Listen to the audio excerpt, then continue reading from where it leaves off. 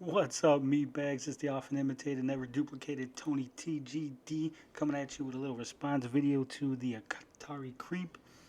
Now, Atari Creep, he made his own response video to Pat and Ian, and those two, they don't need nobody to fucking get their back to fight their battles. But I thought, you know what, this was an interesting video. Let me go ahead and do a response to it because the Atari Creep, he took a big old swing and he whiffed like a motherfucker. So let's go ahead and get into it. I got 3 timestamps. You know, he had 3 timestamps. So we're going to hear what Pat and Ian said. We're going to hear what the Atari Creep said. And then you're going to hear what I have to say. So let's get right into it. Let's just hear what he has to say, and we'll rip off of it. This was the greatest generation without having any sort of real backup to it. Well, have you tried this new stuff? Well, no. Well, why? Because this is the best. Well, you can't say that if you've never tried. You've never tried it, so you can't say whether it's good or not. Is what he's saying. To give you a little bit of context, so you don't think. All right, that's all we need to hear from the Atari Creep. No, Ian was not saying that if you haven't tried it, you can't say it's good or not. What Ian literally said was, if you haven't tried it, you can't say that one generation is better than the other. See, what Ian's talking about is people who are stuck in the past, who don't want to move forward with the technology. He has no comment on whether or not a particular item is good. He's commenting on whether the whole entire generation of consoles is good or not. Now, Atari Creep, he wants to apply this to Pat and Ian's, criticism of the Intellivision Amico. But see, here's the thing, Atari Creep. They never said it was bad. They've never said that it wasn't a good console. They've never said that the games were not fun.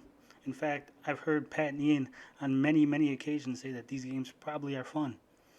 Their problems with the Intellivision Amico is that they feel that it is too expensive for what they're offering. They do not understand what it is that Tommy's trying to do. They don't see how that is going to appeal to a wider range of people.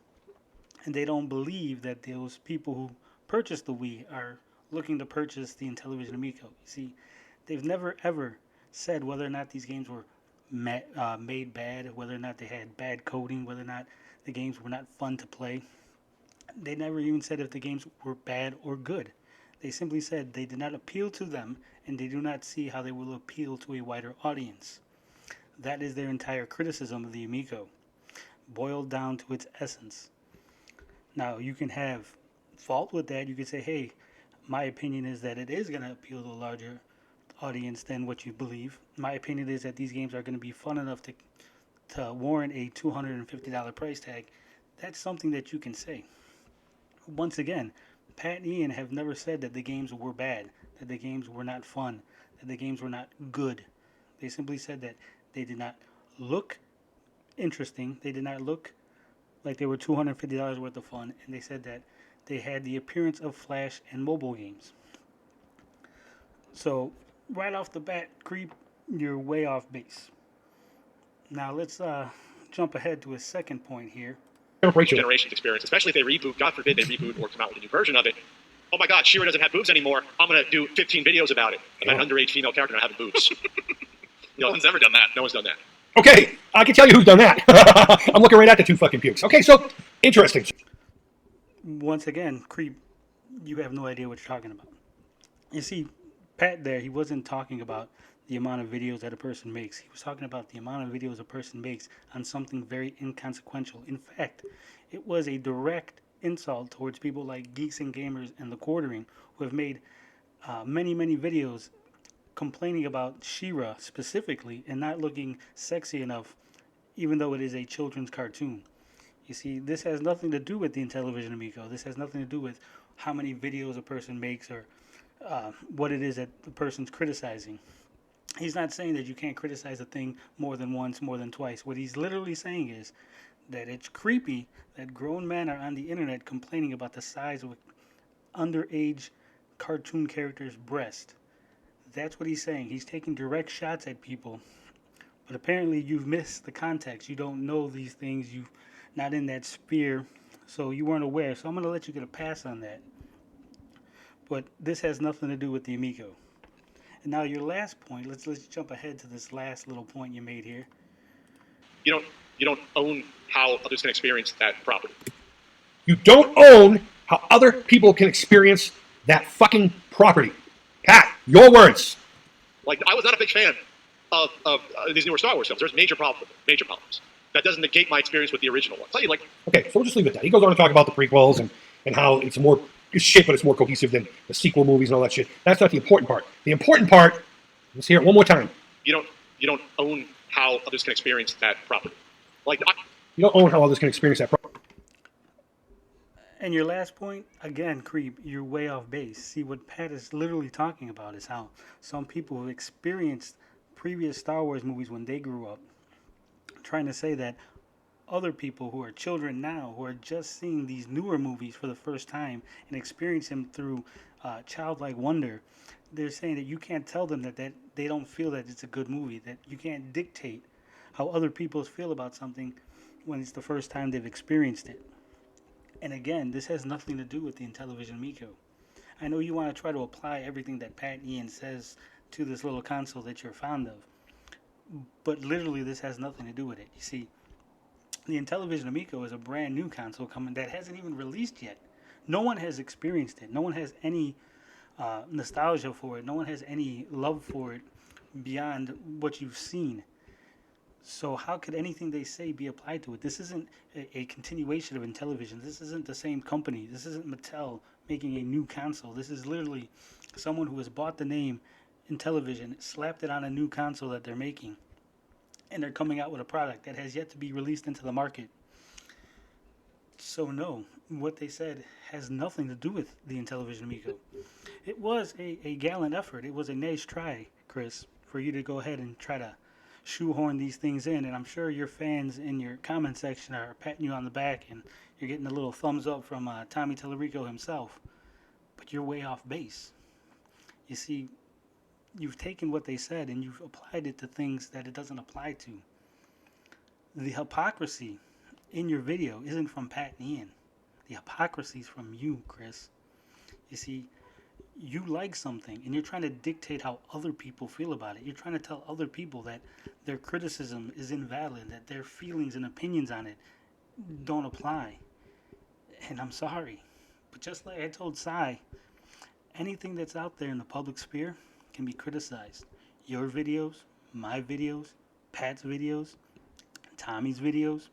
You know, people can say, hey, you promised us a big event on August 5th and you delayed it. I don't think that was a good move.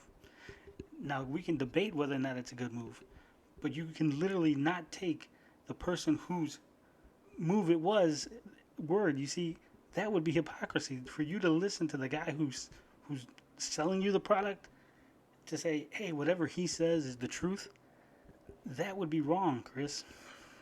That would be you showing your hypocrisy, your inability to have critical thought on something that you appreciate, something that you have a fondness for. Yeah, Tommy's your friend. Tommy's a nice guy. But at the end of the day, he's trying to sell you something. And of course, everything that he says, everything that he talks about is going to sound great. He's going to tell you that it's the best in the world. We got the biggest and the best. That this move was great. It's only good things happening. But you got to take a step back, Chris. You got to look at it from an outsider's perspective. Of course he's going to say it's good. You think Tommy's going to come out and say, hey, we screwed up. We shouldn't have delayed it by a day. That really set us back. We pissed off some people behind the scenes. You know, some of the people that were going to cover it are no longer going to cover it because of the thing we did. No, of course not. That's going to make the company look bad. And you don't make the company look bad. That's not what you do when you're trying to sell a product. So no, you can't take his word for it. And I know you want to because, like I said, he is your friend.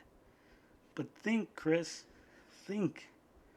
Why would the guy who's selling you something, the guy who's trying to make a product, trying to bring something to market, why would he come out and say, hey, we fucking shit the bed. This was a bad move. That's not going to generate interest. He's always going to say, we've made the right move. We've done the right thing. This is how we're going forward and we're going to have the biggest and the best. Even if he doesn't have it, even if he does have it, what I'm saying is you need to have some critical thought when it comes to things that you're close to. And if you can't, then you need to step away and say, you know what? I can't criticize. I can't comment on it. I'm no longer an independent content creator. I'm someone who's actually invested in it. This is not a Atari Creep comment video. This is an Atari Creep fan hype video. And there's nothing wrong with that. I mean, you can be hyped for stuff. You can say, hey, I really like it. You know, me personally, I really like the Avengers game. It's a shitty game. It's got, you know, lots of bugs. It's got fucking repetitive fights, not a lot of enemies. But you know what? At the end of the day, I have fun with it, so I don't really give a shit. A lot of other people have a lot, you know, big problem with it. They're, you know, cutting it down, but I don't think that they have no right to say that. I don't tell them that they can't be talking this stuff. But you and your friends, they try to tell other people that they can't be talking about this stuff. They can't say bad things. You want to take shots at people like Darius Truxton because he makes fun of the Intellivision Amico because he makes joke videos? Why? This doesn't ruin your fun. This doesn't ruin the product. If the product is solid, no matter how many videos Truxton makes, or Pat makes, or fucking anybody makes, is gonna stop it. So what's the problem? Are you afraid of conversation? Are you afraid of criticism and people discussing things in a calm and collected manner? I don't think you are, Chris, because we've had many conversations. We've talked about things in the comment section of your videos. So then, what is the problem?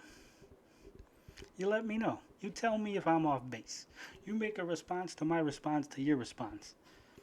Or just come on by, you know, drop a comment and we can talk in my comment sections.